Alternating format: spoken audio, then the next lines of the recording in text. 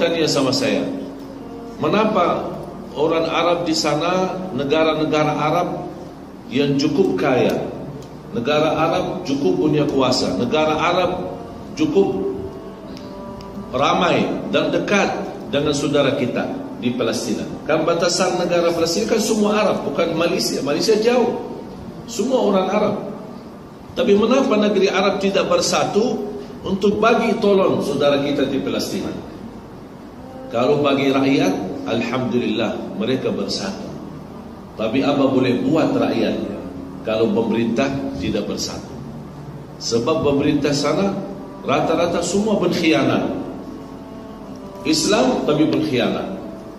Takut sama Yahudi, takut sama Amerika, itu sebab hancur. Tapi kalau daripada rakyat sendiri, tidak ada setuju. Semua mereka mau, tapi mana boleh keluar, mana boleh tembus atau jalan.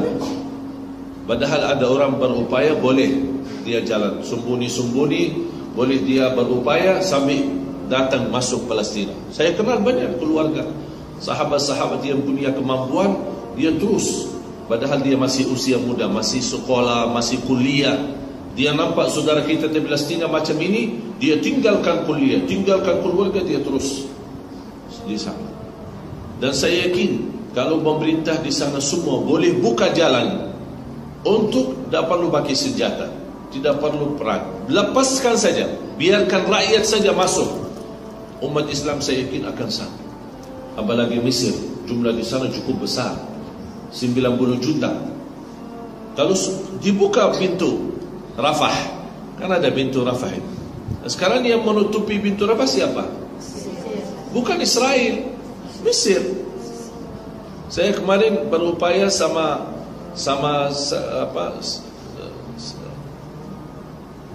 sabit merah ya, sabit merah dari Indonesia. Saya mau ikut bersama-sama untuk bagi tolong di Palestina. Tidak dapat visa. Minta izin visa dari siapa? Dari Mesir. Dan Mesir tidak bagi visa. Padahal kita bukan mau perang, kita mau bawa obat, mau bawa selimut, mau bawa makanan yang diperlukan oleh masyarakat. Inilah keadaan kita.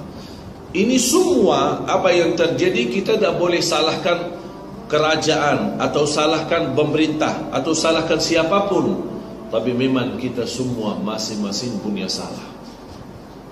Sebab banyak dosa kita, sebab banyak kita, walaupun kita tidak berdosa, tapi kita diam terhadap dosa. Ada orang tidak berdosa, tapi dia diam, tidak mengingkari.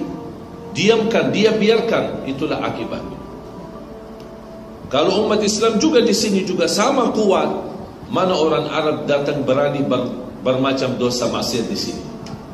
Tapi sama, kalau dia dapat jalan terbuka, ada orang juga sama Muslim layani, dia sewakan tempat, ada tempat silahkan, yang jual minuman keras orang Malaysia, yang minum minuman keras orang Arab, ya sama-sama wa ta'awanu dengan minum keras, bersama-sama kerjasama, bukan untuk kebaikan, malah na'udzubillah untuk dosa maksiat. Ini sebab keadaan umat Islam di mana saja, bukan hanya di sini, di mana saja keadaan umat Islam sama. Oleh sebab itu Allah menuji umat Islam, Allah jauhkan Masjidul Aqsa dari umat Islam.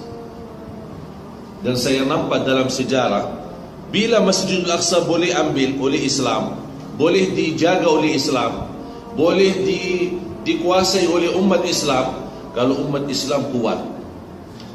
Masjidul Aqsa tidak boleh ditolong oleh orang Palestina. Cuba buka sejarah. Siapa yang bagi tolong? Semuanya dari luar.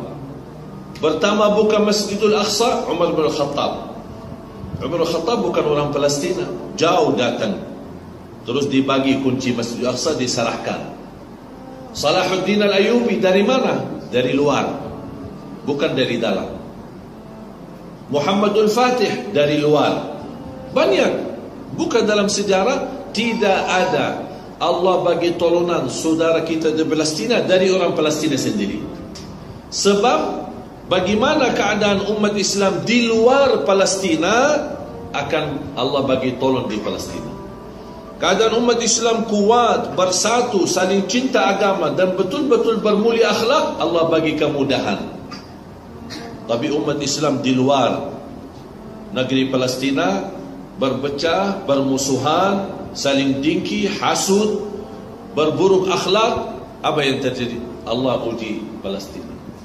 Padahal Allah sudah janji Palestina itu adalah negara yang berkah.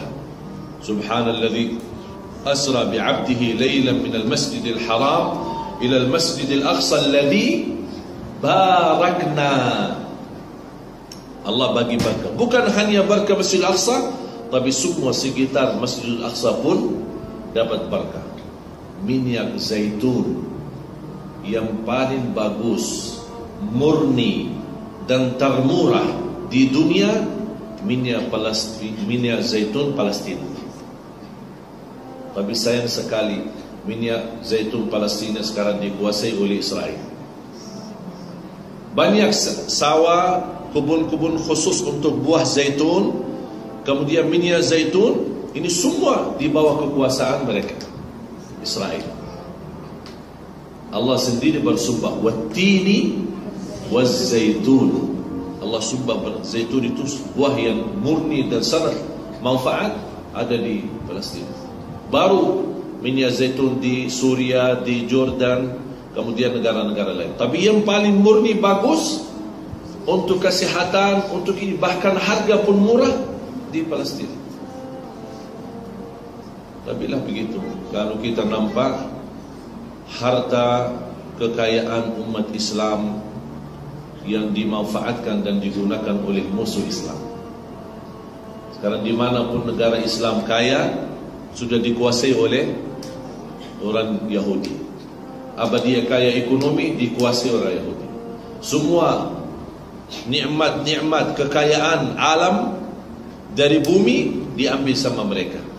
Akhirnya apa yang terjadi? Mereka tambah kaya dan umat Islam tambah miskin. Wala haula wala quwata illa billah. Tapi jamaah sekalian, apapun yang terjadi keadaan umat Islam tidak boleh putus asa. Ini semua memang ujian. Kita sedih. Kita bahkan ada yang menangis malam hari. Dia nampak keadaan umat Islam macam ini, tapi tidak boleh bagi tolong. Tapi percayalah, sepanjang apapun gelapnya malam, akan datang satu saat terbitnya matahari. Karena Allah tidak rida terhadap kezaliman. Yang terjadi sekarang masa ini, banyak kezaliman terhadap umat Islam. Allah tahankan, Allah nampak, Allah lihat semua.